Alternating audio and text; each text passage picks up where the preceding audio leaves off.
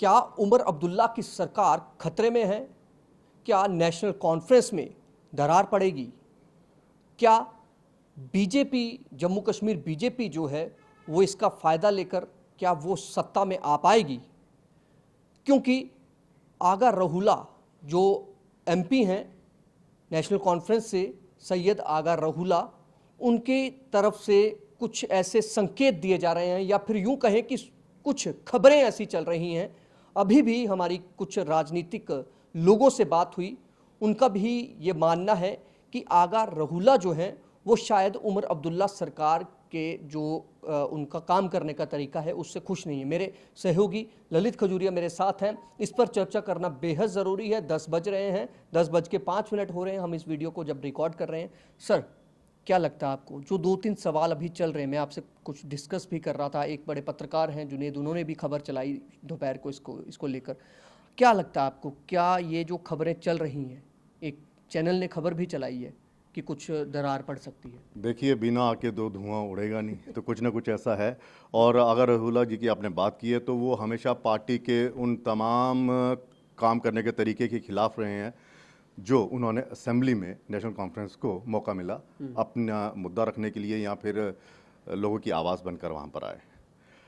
सबसे पहले उन्होंने विद्रोह किया था कि एक चिट्ठी लिखी थी, उन्होंने कहा था कि जनता ने आपको भरपूर प्यार दिया, जनता ने आपको भरपूर मैंडेट दिया और अब आपका ये दायित्व बनता है कि आप लोगों के मुद्दों को उठाएं, जिसमें सबसे बड़ा एक मुद्दा था वो था रिजर्वेशन पॉलिसी, न्यू पॉलिसी। ठीक है, आपको याद होगा कि उन्होंने बकायदा ये एक चुनौती देकर कहा था कि अगर इस पर चर्चा नहीं हुई, इस पर कोई फैसला नहीं लिया गया तो मैं प्रोटेस्ट करूंगा। और बकायदा उन्होंने प्रोटेस्ट किया और उस प्रोटेस्ट को किन्होंने समर्थन दिया? जो धुर विरोधी पार्टी हैं, यानी कि पीडीपी ने उसको बड़ा सजाद लोन की बात करें या फिर इल्तिजा मुफ्ती वाहिद पारा, उन्होंने बहुत बड़ा युवा चेहरा है बिल्कुल, और एक जुनैद मट्टू जो हालांकि चुनाव हार गए थे, उन्होंने भी इसका समर्थन किया था। कोई तो ऐसा नेता आया जिसने आम जन की बात की है। अब ये सारा जो मसला उठा है वो इस पर उठा है वक्फ बोर्ड को लेकर, जो अमेंडमेंट बिल जो पास हुआ उसको लेकर। अब उनका कहना था कि ये बिल तो बन चुका है लेकिन असेंबली पे इस पर बाकायदा चर्चा होनी चाहिए थी। लेकिन स्पीकर जो अब्दुल रहीम राथर है, उन्होंने अपने अनुभव का भी हवाला दिया और बाकायदा जो एक्ट कहता है उसका भी हवाला दिया कि एक बार ये सब जुडियस हो गया तो इसकी हम चर्चा नहीं करेंगे। हालांकि इसी को लेकर आपने देखा होगा कि आखिरी बन गया है तो हम अब इस पे कुछ कर नहीं, बिल नहीं बन गया, वो मामला वहाँ पे चला गया, कोर्ट में चला गया। ठीक है, तो उस पर हम चर्चा नहीं कर सकते। उसको उस बिल के खिलाफ एनसी ने अपना प्रोटेस्ट जताया और आपने देखा होगा कि किस तरह से असेंबली जो है नहीं चली। अब अगर रहुला जो है वो तमाम उन, यहाँ तो कह सकते हैं कि वो पार्टी से बड़ा लीडर बनना चाहते हैं क्योंकि जनता उनके फेवर में, आपने देखिए प्राइवेट टीवी चैनल्स में उनके इंटरव्यू आते हैं, जब वो बोलते हैं तो लोग उनको ध्यान से सुनते हैं और सोशल मीडिया पर आप देखिए किस तरह से उनके फेवर में कमेंट्स आते हैं। फायरब्रांड लीडर माना गया उनको, क्योंकि उनके जब उन्होंने प्रचार किया तो नेशनल कॉन्फ्रेंस 42 सीटें जीती है, उसमें उनका भी बहुत बड़ा रोल रहा है प्रचार में। और कोई रहुला कोई छोटा मोटा नेता नहीं है, ना ही कोई पहली बार जीत कर आए। बिल्कुल, बहुत ठीक है ना, लंबे समय से वो राजनीति में रहे हैं, करीब 2 दशक के करीब वो राजनीति में हैं, वो चुनाव जीते और एमपी का चुनाव जीतना कोई खाला जी का घर नहीं है। और जहाँ पर उमर अब्दुल्ला साहब हार गए वहाँ पर ये जीते, तो उस जीत ने ये बता दिया कि नेशनल कॉन्फ्रेंस में एक ऐसा लीडर उभर कर आया है जिसकी कहीं ना कहीं एक अपनी लॉबी भी कह सकते हैं और अपना एक काम करने का तरीका और एक समर्थन जो है। अब जो सुनने में आ रहा है कि 7-8 लीडर्स जो हैं वो इनके उसमें विधायक जो हैं इनके संपर्क में है। अब संपर्क में कौन है कौन नहीं है वो अलग बात है, लेकिन हाँ, उनके इस दबाव के कारण, जो आपने रिजर्वेशन पॉलिसी के दबाव के कारण, आपको मालूम है कि एक कैबिनेट इन्होंने वो बना दी, कैबिनेट बना दी, कैबिनेट की कमेटी गठित कर दी, 6 महीने का वक्त दिया। और हालांकि 6 महीने अब होने को आ रहे हैं कि उस पर क्या चर्चा, उस पर कहा कि हम उस पर कर रहे हैं, पूरा देख रहे हैं कि किस तरह से इसको, क्योंकि ये बड़ा एक सेंसिटिव इशू है। स्किनेट ने भी तो कह दिया था कि ये राहुला साहब जो जिस तरह से प्रोटेस्ट कर रहे हैं वो पार्टी के उसमें कोई भी नेता शामिल नहीं था, उनका एक अपना प्रोटेस्ट था और विपक्ष के साथ मिलकर वो पार्टी के खिलाफ जा रहे हैं। अब क्या होता है क्या नहीं होता है, जिस तरह से खबरें आ रही है कि 19 तारीख को यहाँ पर मतलब एक कुछ 19 का बता रहे हैं अभी ये उनके घर पर एक यहाँ पे। बैठक होगी, उस बैठक में कोई फैसला लिया जाएगा। लेकिन इतना ज़रूर है कि जो बातें चल रही थी कि सब कुछ यहाँ पर नेशनल कॉन्फ्रेंस में ठीक नहीं है, धड़ों में पार्टी जो है वो भटक गई है। वो धड़ों में इसलिए है कि आप सोच लीजिए कि सागर साहब जो सलमान सागर जी के उनके पिताजी अली मोहम्मद सागर जो हैं, उनको कोई इतना बड़ा पोर्टफोलियो नहीं दिया गया। राठौर साहब भी सोच रहे थे कोई मिनिस्ट्री मिलेगी, चलिए उनको स्पीकर बना दिया। और भी सीनियर लीडर्स हैं जो सोच रहे थे हमें कुछ मिलेगा। बिल्कुल, अभी तो 3 मिनिस्टर अभी कैबिनेट में शामिल करना है उमर साहब ने, लेकिन अभी किया नहीं है, 6 महीने होने तो ये भी एक चीज़ चल रही थी। दूसरा ये कि राहुला साहब ने बहुत से ऐसे मुद्दे हैं जो स्टेटहुड को लेकर उन्होंने बड़ा रिजेंटमेंट शो किया है। लेकिन स्टेटहुड को रिजेंटमेंट शो तो किया था। आपको याद होगा कि इन्होंने 370 को लेकर भी भले ही यहाँ पर बात की होगी असेंबली में, और वॉकआउट कर दिया था भारतीय जनता पार्टी ने, और फिर वो स्थगित हो गई थी जो पहला सेशन लगा था वहाँ पे घाटी में। उस वक्त आपको मालूम है कि उमर अब्दुल्ला साहब जो यहाँ के मुख्यमंत्री, उनका एक बयान आया था राहुला के खिलाफ। उन्होंने कहा था कि मेरे साथ तो आप प्रोटेस्ट कर रहे हो, मज़ा तब है आप संसद में आप ये स्टेटहुड की बात उठाइए, 370 की बात उठाइए, मेरे वहाँ पे फिर पता चलेगा कितना क्या है। यानी कि तकरार जो है वो उनके बयानों से, दोनों के मतभेद जो हैं वो खुलकर सामने आ रहे हैं। एक कह रहा है कि मैं जनता का बहुत करीबी हूँ, जनता के मुद्दे उठाता हूँ।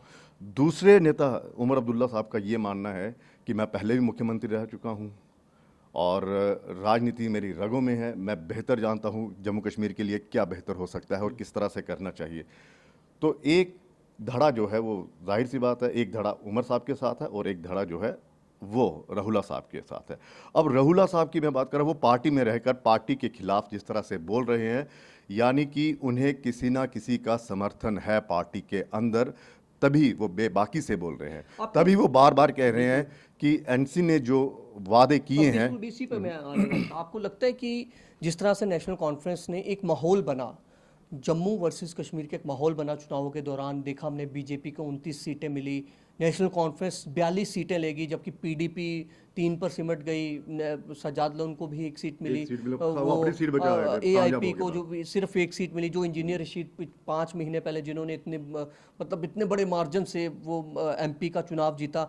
आपको लगता है कि नेशनल कॉन्फ्रेंस के कुछ विधायक जो अगर इनको सपोर्ट करते हैं, मतलब अगर इनको वो सपोर्ट करते हैं, आपको लगता है कि उनको भी अब लग रहा है कि पार्टी ने जिन पर बात की थी, 370 मुख्य मुद्दा था, स्टेटहुड मुख्य मुद्दा था, और उसके अलावा आप ले लीजिए जो पॉलिटिकल प्रिजनर्स हैं उनको लेकर बड़ा एक वायदे किए गए थे मैनिफेस्टो में, आपको लगता है कि उन्हीं को लेकर शायद राहुला साहब की बात जो वो बार बार कह रहे हैं कि नेशनल कॉन्फ्रेंस अपने एजेंडे से भटक रही है, वो लोग इनके असली साथ दे रहे हैं जो विधायक होंगे? आपको लगता है उनको प्रेशर होगा? देखिए इसमें सबसे अहम भूमिका रही विपक्षी, और खासकर कौन से विपक्षी, घाटी वाले विपक्षी, यानी कि सजाद लोन और पीडीपी। और खासकर पीडीपी लोगों के जहन में ये बात धरने में कामयाब रही है, उनके जहन में ये बात डालने में कामयाब रही कि एनसी जो है वो भारतीय जनता पार्टी के एजेंट बन गई है, उनके साथ सब कुछ हो रहा है, उनकी हाँ में हाँ मिला रही है। क्योंकि आपने फारूक अब्दुल्ला साहब का बयान भी सुना होगा, जो एक बहुत बड़ा कद है जिसका जम्मू कश्मीर की राजनीति में या हिंदुस्तान की राजनीति में कह लीजिए बहुत बड़ा कद है, उनकी बातों को इग्नोर नहीं कर सकते। उन्होंने संकेत उन्होंने कहा कि हमें जम्मू कश्मीर में सरकार चलानी है और इसीलिए हम जो है वो केंद्र के साथ टकराव नहीं कर सकते, हम लड़ नहीं सकते, हमें बहुत से काम करवाने हैं। वो इशारा यही था कि यहाँ से हम अपने काम करवाएंगे, अपने काम इन द सेंस की जो जम्मू कश्मीर के पब्लिक के हितों के काम है, जो कई डेवलपमेंट वर्क जो इन्होंने वादे किए वो करवाएंगे पूरा, और जो केंद्र सरकार की तरफ से आएंगे वो करवाएंगे, और जिससे हमारी सरकार जो है वो बड़ी स्मूथ चलेगी। लेकिन उसी का फ़ायदा पीडीपी ने उठाया, और पीडीपी देखिए धुर विरोधी ये पार्टियां हैं, लेकिन राहुला के समर्थन में हर एक विपक्षी नेता जो है उसके समर्थन में आ गया, और वो ये कामयाब, मतलब वो पूरे कामयाब हो गए कि नेशनल कॉन्फ्रेंस जो है वो भारतीय जनता पार्टी के इशारों पर चल रही है, और उसका ठप्पा। जिस दिन वक्फ बिल पर बहस होनी थी, आपको याद होगा हम भी उस समय असेंबली में थे, जब लास्ट दिन था, तो पीडीपी एनसी के विधायकों ने खूब विरोध किया, जबकि राठौर साहब पार्टी के ही हैं, नेशनल कॉन्फ्रेंस के, भले ही वो आज स्पीकर हैं, कुर्सी वो दूसरी है, संवैधानिक है, लेकिन वो उन्हीं के पार्टी को, उन्होंने काफी विरोध किया था। आपको याद होगा कि उन्होंने वक्फ पर जब बात करनी नहीं दी, उन्होंने साफ कहा कि ये देखिए वक्फ पर बात नहीं करनी, ये पहले से तय हो गया था, जब आखिरी दिन से पहले इन्होंने एक मीटिंग बुलाई थी यहाँ पर नहर के ऊपर कौन सा है, कैनाल, सर्किट हाउस में। तो वहाँ पर ये मीटिंग बुलाई कि हमने पूछा उनसे क्यों मीटिंग बुलाई। कहते ये मीटिंग इसलिए थी कि कल की मीटिंग में क्या फैसला लेना है, वो वाली मीटिंग थी। और कल की मीटिंग में क्या फैसला लेना था, उस दिन की मीटिंग में जो अगले दिन की मीटिंग थी, वो यही फैसला लेना था कि यहाँ से हंगामा होगा, वहाँ से मैं इस सत्र को क्लोज कर दूंगा। और हुआ भी वही। तो इसी को लेकर अब जो है टकराव है। देखिए, राठौर साहब सही है गलत है वो अलग चीज़ है, लेकिन एक चीज़ तो माननी पड़ेगी, जब आपका बिल जो है वो पास हो गया है और मामला सब जुडियस है, तो चर्चा तो हो नहीं सकती।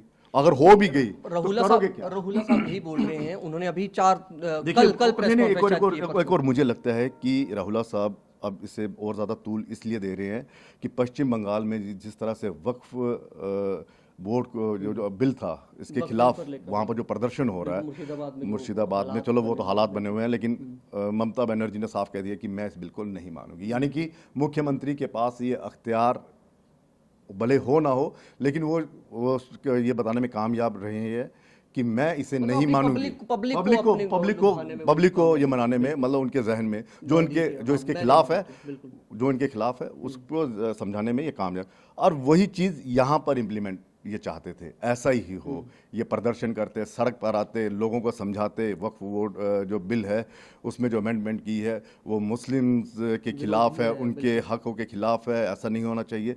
लेकिन यहाँ पर अब एनसी ने समझदारी का काम लिया या प्रेशर में काम लिया, लेकिन उन्होंने इतना ये कह दिया कि यहाँ पर, क्योंकि राठौर साहब ने भी कहा कि जब हमारी स्टेट उस काबिल है ही नहीं, जब जम्मू कश्मीर की सरकार उस काबिल है ही नहीं कि इसको बदल सके, तो उस पर चर्चा क्यों करनी है। 370 को लेकर भी आप देख लीजिए, यहाँ पर 370 का इन्होंने पास हुआ तो हुआ क्या, कुछ नहीं हुआ। अच्छा, एक सवाल ये भी है कि जिस तरह से कल एसीबी द्वारा एक केस रजिस्टर्ड किया, एफआईआर रजिस्टर्ड की गई, उसमें रहुला साहब का नाम भी है, काफ़ी और नाम भी है, लेकिन चर्चित नाम जो है वो जो कंपनसेशन था उसमें जो चर्चित नाम है वो रहुला साहब का था। उन्होंने अपनी प्रेस कॉन्फ्रेंस में तो कई सारी बातें कही हैं, लेकिन नेशनल कॉन्फ्रेंस की तरफ से उस पर कोई बयान नहीं आया है, कोई उनके स्पोक्स पर्सन की तरफ से बयान नहीं, क्योंकि उन्होंने तो इसको एलिगेशन जो उन पर लगाए गए हैं, जो एफआईआर लगाई गई, उन्होंने कहा ये गलत है, ये समर्थन नहीं किया। उसका लगता है आपको कि यहाँ से भी लगता है एलिगेशन के फेवर में भी नहीं समर्थन किया और एलिगेशन के खिलाफ भी विरोध, जैसे वो खुद विरोध, यानी कि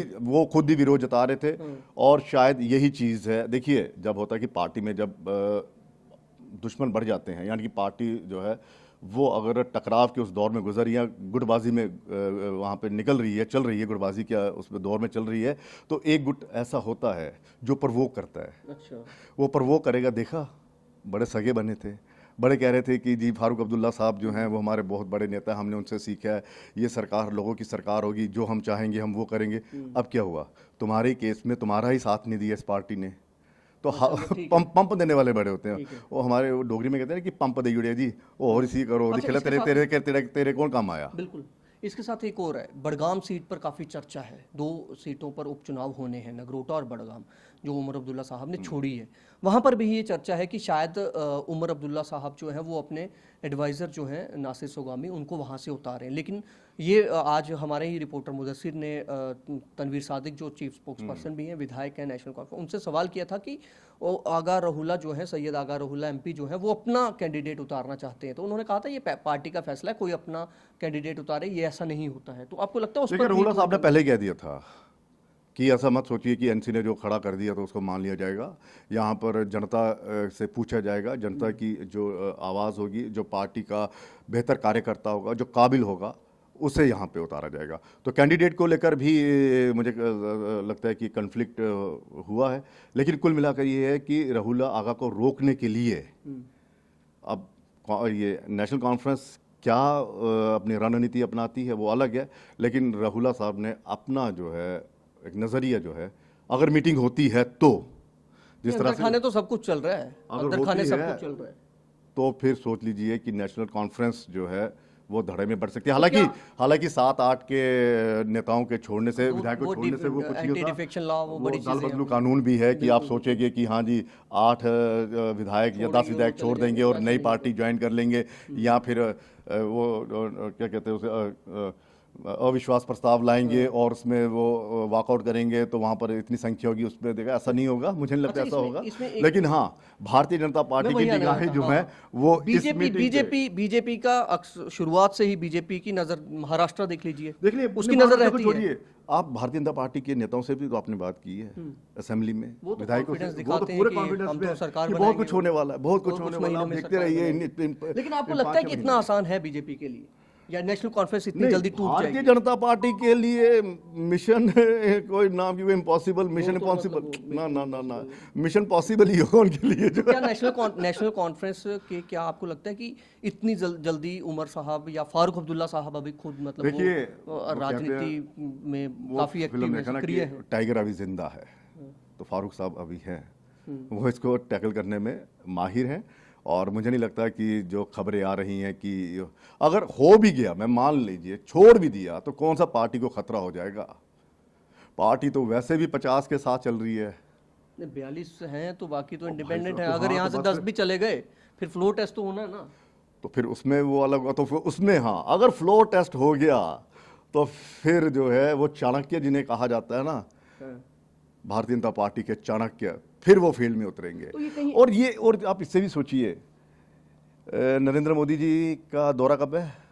17-19 के आसपास है, लेकिन अभी कुछ लेकिन उससे final हो पहले, नहीं पा रहा है। उस दौरे से पहले इस तरह की हलचल होना, अमित शाह जी भी अभी होके गए हैं। हाँ, अमित शाह जी भी होकर गए हैं और उन्होंने फुल सपोर्ट की तो है कहीं ऐसा तो नहीं भारतीय है जनता कि- पार्टी हाँ, को।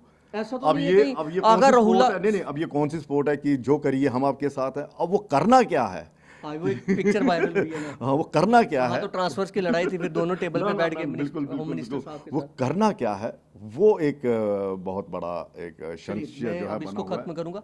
मैं एक चीज़ समझना चाहूँगा, पब्लिक के जहन में भी ये चीज़ें हैं कि जो हो रहा है, जैसे पहले डेट ऑफ बर्थ को लेकर एफआईआर लगी, जो इकोनॉमिक ऑफेंसेस विंग ने लगाई, ठीक है, फिर उसके आगर हुल्ला साहब पर, फिर अभी जो कल हाल ही में अभी 2 दिन पहले हुआ है एसीबी द्वारा जो एफआईआर रजिस्टर्ड किया गया, कहीं ऐसा दबाव तो नहीं है कोई? क्योंकि पब्लिक कहती है कि अक्सर कहा जाता है कि ये दबाव की राजनीति बीजेपी ही करती है, कोई ऐसा तो नहीं है कि उन पर कोई दबाव बनाने के लिए ऐसा, मतलब आपका एक्सपीरियंस क्या कहता है?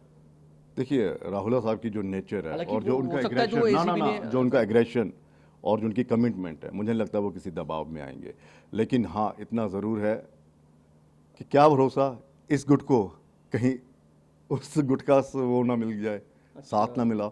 और इतना ज़रूर है कि जहाँ नेशनल कॉन्फ्रेंस के दरवाजे चिड़कनी कहीं कमज़ोर ढीली लगी, तो भारतीय जनता पार्टी में इतनी ताकत है कि उसको धक्का मारकर वो एंट्री मार सकते हैं। ठीक है, उनको अपने दरवाजे जो हैं वो मजबूत करने पड़ेंगे। चलिए, बहुत बहुत शुक्रिया इस तमाम बातचीत के लिए। लेकिन फिलहाल देखना ये है कि कश्मीर घाटी में राजनीतिक जो हलचल है वो बढ़ गई है, और दूसरा ये है कि क्या नेशनल कॉन्फ्रेंस इतनी कमज़ोर है, और क्या बीजेपी अगर वो कमज़ोर होती है तो बीजेपी उसको साधने में कामयाब होगी?